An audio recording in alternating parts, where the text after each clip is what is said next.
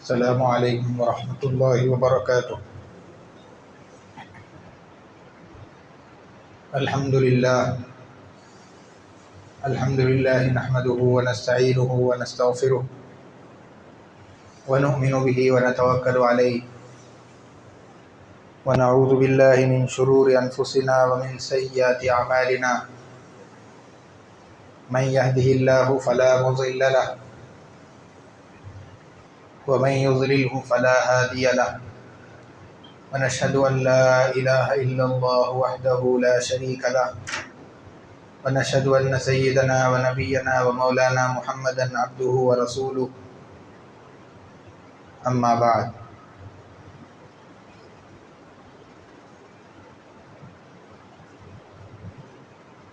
قال النبي صلى الله عليه وسلم لا يدخل الجنة قتات أو كما قال عليه الصلاة والسلام۔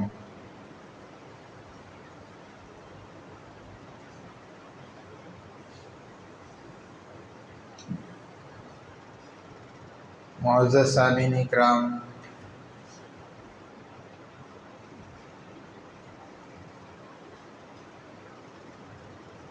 گزشتہ جمعہ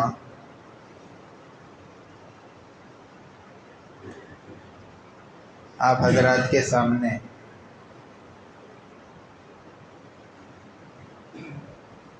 غیبت سے متعلق چند باتیں پیش کی گئی تھی۔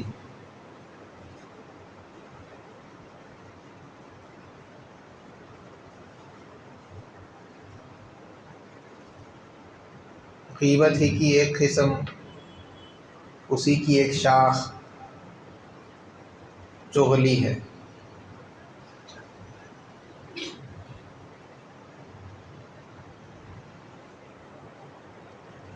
غیبت کسے کہتے ہیں یہ تو میں نے پہلے بھی بتایا تھا کہ کسی آدمی کا اس کے پیٹھ پیچھے اس انداز میں تذکرہ کیا جائے کہ اگر اس کو معلوم ہو کہ میرا اس طریقے سے میری پیٹھ پیچھے تذکرہ کیا گیا تو اس کو برا لگے، تکلیف ہو، وہ ناراض ہو جائے، اس کو غیبت کہا جاتا ہے۔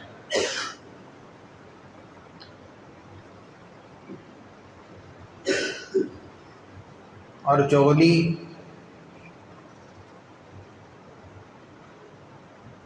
عربی میں اس کو نمیمہ کہا جاتا ہے۔ کسی آدمی کی برائی کسی دوسرے شخص کے سامنے کرنا تاکہ یہ دوسرا آدمی اس آدمی کو تکلیف پہنچائے، نقصان پہنچائے، اور جب یہ دوسرا آدمی اس آدمی کو نقصان پہنچائے گا تو اس پر یہ برائی کرنے والا آدمی خوش ہو،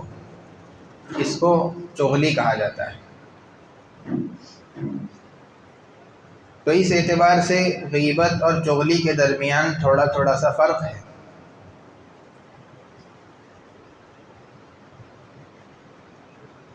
غیبت کے اندر دوسرے کو نقصان پہنچانے کا، دوسرے کا برا چاہنے کا ارادہ نہیں ہوتا، صرف اس کا عیب دوسروں کے سامنے بیان کرنا مقصد ہوتا ہے۔ لیکن چغلی کے اندر دوسرے کی برائی بیان کرنے کے علاوہ اس کو نقصان پہنچانے کا،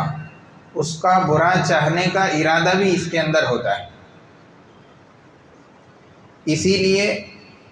چغلی کو غیبت سے بڑا قرار دیا گیا، ایک درجہ زیادہ، کیونکہ غیبت کے اندر تو آدمی صرف دوسرے کی برائی لوگوں کے سامنے رکھ دیتا ہے، لیکن چغلی کے اندر ایک گناہ تو یہ ہوتا ہے کہ اس نے دوسرے کی برائی کو لوگوں کے سامنے رکھ دیا، اور دوسرا گناہ اس بات کا ہوتا ہے کہ اس نے ایک مسلمان بھائی کے ساتھ نقصان کا اور برائی کا ارادہ کیا۔ اسی لیے چغلی کا گناہ غیبت سے بھی زیادہ بڑا ہوا ہے۔ اب گناہ جتنا بڑا ہوگا پکڑ اور وعید بھی اتنی سخت ہوگی، اور اتنی ہی شدت اور سختی کے ساتھ ان گناہوں سے منع بھی کیا جائے گا۔ چنانچہ قرآن کریم کے اندر اللہ تبارک و تعالیٰ ایک مقام پر فرماتے ہیں، کافروں کی صفت کو بیان کرتے ہوئے اللہ تعالیٰ کہہ رہے ہیں کہ وہ ان لوگوں کی طرح سے چلتا ہے جو لوگوں پر طعنے دیتے ہیں اور چغلیاں کھاتے ہیں۔ تو اللہ تبارک و تعالیٰ نے چغلی کو کافروں کی صفت بتلایا، اور اسی طریقے سے اللہ کے نبی صلی اللہ علیہ وسلم نے اپنے پاک ارشاد کے اندر یہ بات فرمائی، لا يدخل الجنت قطات، چغلی کرنے والا، چغل خور جنت کے اندر داخل نہیں ہوگا۔ اللہ تبارک و تعالیٰ اس آدمی کو جنت میں جانے سے روک دیں گے۔ اللہ کے نبی صلی اللہ علیہ وسلم ایک مرتبہ ایک جگہ سے گزر رہے تھے، وہاں پر 2 قبریں موجود تھیں۔ جب آپ ان قبروں کے قریب آئے، آپ نے صحابہ سے فرمایا کہ ان دونوں قبر والوں کو عذاب ہو رہا ہے۔ آپ صلی اللہ علیہ وسلم پر اللہ تعالیٰ نے ان دونوں قبروں کے حالات کو منکشف کر دیا۔ آپ صلی اللہ علیہ وسلم نے صحابہ سے پوچھا، کیا تم جانتے ہو ان دونوں قبر والوں کو کیوں عذاب ہو رہا ہے؟ صحابہ نے بتلایا کہ اس کی وجہ تو اللہ اور اس کے رسول ہی جانتے ہیں۔ آپ صلی اللہ علیہ وسلم نے فرمایا کہ کسی بڑی چیز کی وجہ سے ان کو قبر کا عذاب نہیں ہو رہا، بلکہ ایسی معمولی چیز کی وجہ سے ان کو قبر کا عذاب ہو رہا ہے جس سے بچنا کچھ مشکل نہیں تھا، اگر یہ چاہتے تو اس سے بچ سکتے تھے۔ ایک آدمی کو تو قبر کا عذاب اس لیے ہو رہا ہے کیونکہ وہ پیشاب کے چھینٹوں سے نہیں بچتا تھا۔ عرب کے اندر بہت سارے لوگ اونٹوں اور بکریوں کو چراتے تھے، چنانچہ جو چرواہے ہوتے ہیں وہ جانور جب پیشاب کرنے لگے، چاہے اونٹ ہو، بکری ہو، کوئی اور جانور ہو، جب پیشاب کرنے لگے تو چرواہے ان چھینٹوں سے بچنے کا اہتمام نہیں کرتے۔ چنانچہ اس ایک وجہ سے اللہ تبارک و تعالیٰ نے اس آدمی کو قبر کے عذاب کے اندر مبتلا کر دیا، اور دوسرے آدمی کو جو قبر کا عذاب ہو رہا ہے وہ اس لیے کہ وہ لوگوں کی بہت زیادہ چغلی کیا کرتا تھا۔ تو اللہ کے نبی صلی اللہ علیہ وسلم چغلی کو قبر کے عذاب کا سبب اور قبر میں عذاب ہونے کی وجہ قرار دے رہے ہیں۔ اس سے اندازہ کیجیے کہ یہ کتنا بڑا گناہ ہے، اور اس گناہ سے کتنا بچنے کا اہتمام ہونا چاہیے۔ ہر مسلمان کی زندگی کے اندر یہ کوشش ہونی چاہیے کہ میں غیبت سے بھی اور چغلی سے بھی بچا رہوں، اور اس کے علاوہ جتنے بھی اللہ کی نافرمانیاں ہیں سب سے بچا رہوں۔ امام غزالی رحمۃ اللہ علیہ نے احیاء العلوم کے اندر یہ بات لکھی کہ کسی کے راز کو فاش کر دینا یہ بھی چغلی ہے۔ مثلا اگر کوئی آدمی بڑا مالدار ہے لیکن وہ اس بات کو پسند نہیں کرتا، وہ یہ نہیں چاہ رہا ہے کہ میرے پاس جو مال ہے اس کی اطلاع، اس کی خبر دوسروں کو ہو، وہ اس بات کو پسند نہیں کرتا، لیکن آپ نے کسی طریقے سے معلوم کر لیا کہ فلاں کے پاس اتنا مال ہے، اور اس راز کو آپ نے لوگوں میں مشہور کر دیا، اور ہر ایک سے کہتے پھر رہے ہیں کہ فلاں صاحب مالدار ہے، ان کے پاس اتنا مال رکھا ہوا ہے، تو یہ اس کے راز کو جو آپ نے فاش کیا یہ بھی چغلی کے اندر داخل ہو جاتا ہے۔ اسی طریقے سے اللہ کے نبی صلی اللہ علیہ وسلم کا دوسرا فرمان لا يدخل الجنت نمام، اس میں بھی اللہ کے نبی صلی اللہ علیہ وسلم نے وہی بات ارشاد فرمائی کہ چغل خور جنت کے اندر داخل نہیں ہوگا۔ عموماً ہمارے معاشرے کے اندر جب چغلی یا غیبت ہونے لگتی ہے تو پھر اس مجلس کے اندر بیٹھے ہوئے لوگ یا تو خاموش ہو جاتے ہیں یا پھر ہاں میں ہاں ملانے لگتے ہیں۔ حالانکہ اللہ کے نبی صلی اللہ علیہ وسلم کی یہ تعلیمات نہیں ہیں، اسلام کی یہ تعلیمات اور یہ روشنی نہیں ہے، بلکہ اللہ کے نبی علیہ السلام کا فرمان تو یہ ہے کہ جب تمہارے سامنے کسی کی غیبت ہونے لگے، کسی کی برائی ہونے لگے، اور تم اس کو روکنے پر، اس مسلمان بھائی کی مدد کرنے پر، اس کی طرف سے دفاع کرنے پر قدرت رکھتے ہو، لیکن پھر بھی تم نے مدد نہیں کی، تو یاد رکھ لو مدد نہ کرنے کا جو وبال ہے دنیا کے اندر بھی ہوگا، آخرت کے اندر بھی ہوگا۔ اسی لیے جب ہمارے سامنے کسی کی برائی ہو تو اپنے مسلمان بھائی کی طرف سے نیک دل خیال کرتے ہوئے، اس کو اچھا تصور کرتے ہوئے، اپنی قدرت میں جہاں تک ہے اس کے بارے میں دفاع کرنا چاہیے۔ جب ہمارے سامنے کوئی برائی بیان کرے، کسی کی عیب جوئی کرنے لگے، تو فوراً اس کی طرف سے دفاع کرے کہ نہیں، وہ صاحب ایسے نہیں ہیں، ان کی اچھائیاں اس کے سامنے رکھے، اور اپنے مسلمان بھائی کی طرف سے جہاں تک ہو سکے دفاع کرتا رہے۔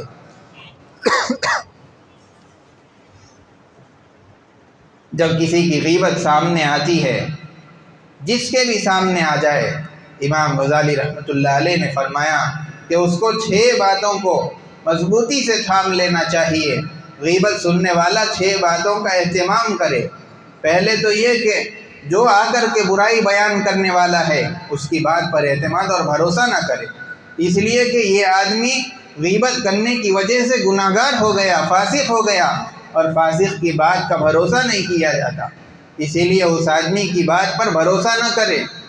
دوسرا کام یہ کرے کہ اس عمل پر اس کو ٹوکے، متنبہ کرے، اس کو عار دلائے تاکہ وہ اس گناہ سے دور رہے۔ اور تیسرا کام یہ کرے کہ آدمی اس عمل کو برا سمجھے، اپنے زبان سے اس کے ناپسندیدہ ہونے کا اقرار کرے اور اس کو کہے۔ چوتھی بات، جس کے بارے میں غیبت کی گئی، جس کی برائی آپ کے سامنے آئی ہے، اس کے بارے میں کوئی بدگمانی اپنے دل کے اندر خود بخود پیدا نہ کر لے، بلکہ بات جب تک پوری صاف نہ ہو جائے اپنے خیالات سے اپنے دل کے اندر اس کی برائی کو جنم نہ دے۔ پانچواں کام یہ کرے کہ آدمی جو برائی کرنے والا ہے اس نے غیبت تو کر دی،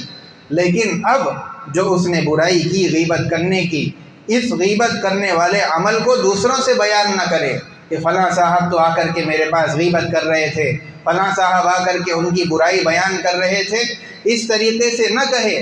اس لیے کہ اس نے گناہ کیا۔ اگر آپ اس کے گناہ کا چرچا معاشرے کے اندر کریں گے تو آپ کو بھی غیبت کا گناہ ہوگا،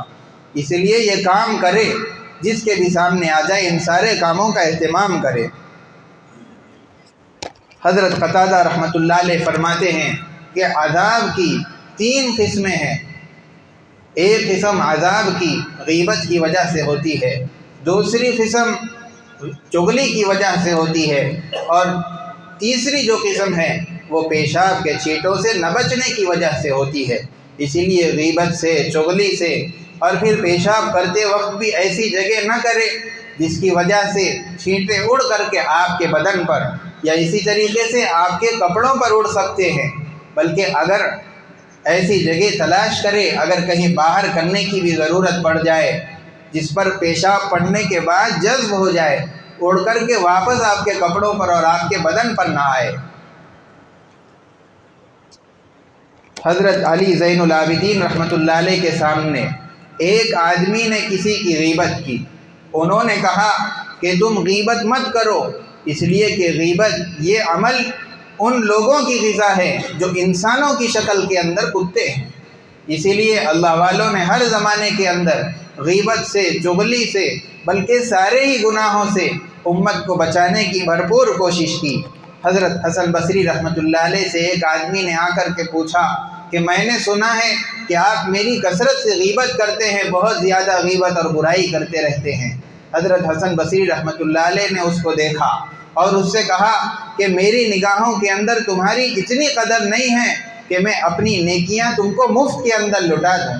اس لیے کہ آدمی جب غیبت کرتا ہے، آدمی جب چغلی کرتا ہے، دوسرے کی برائی بیان کرتا ہے، تو اس کی وجہ سے اس آدمی کی نیکیاں لے کر کے اس دوسرے آدمی کو دے دی جاتی ہیں۔